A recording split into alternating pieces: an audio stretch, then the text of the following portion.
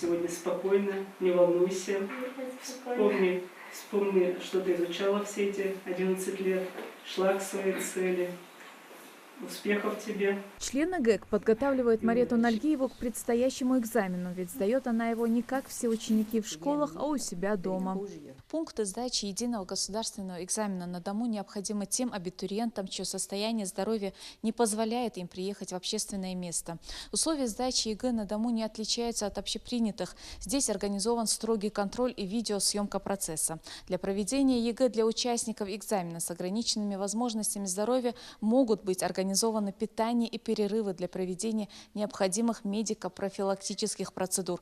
Следует еще отметить, что экзамен увеличивается на 1,5 часа.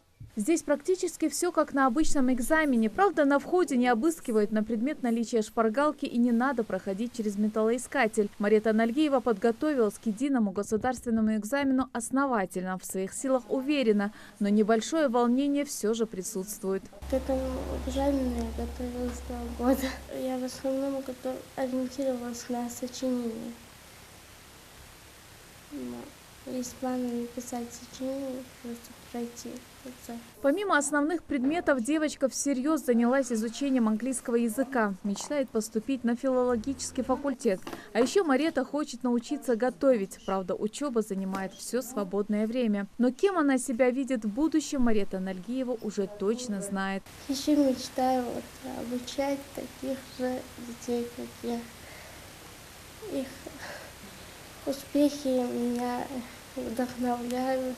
Никаких поблажек, все как того требует закон. Двери шкафа, тумбы, в комнате опечатано все. В помещении должны находиться 6 человек. Это организаторы и руководитель пункта приема экзамена. Но и этого недостаточно. Также ведется онлайн-трансляция. В комнате Мареты на время экзамена установили камеру наблюдения. Девочка морально подготовлена, не волнуется, готова полностью к экзамену.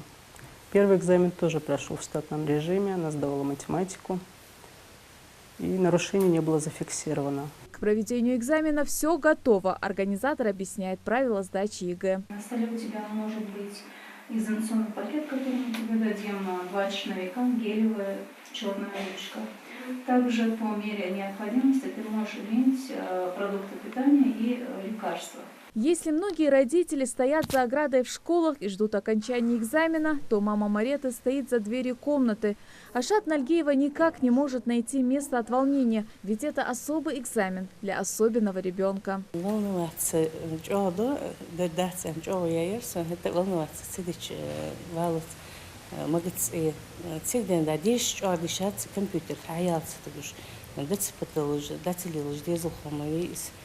всячески троштурдят, троштмучорнуг, осталдят орцен.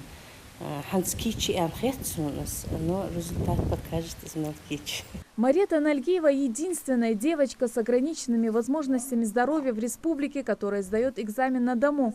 Для того, чтобы сдать ЕГЭ, у нее 4,5 часа. И будем надеяться, что сдаст она его как минимум на хорошо. И в будущем ее мечта преподавать таким же детям, как и она сама, обязательно сбудется. Светлана Томова, Хаваш Гойгов. Новости 24.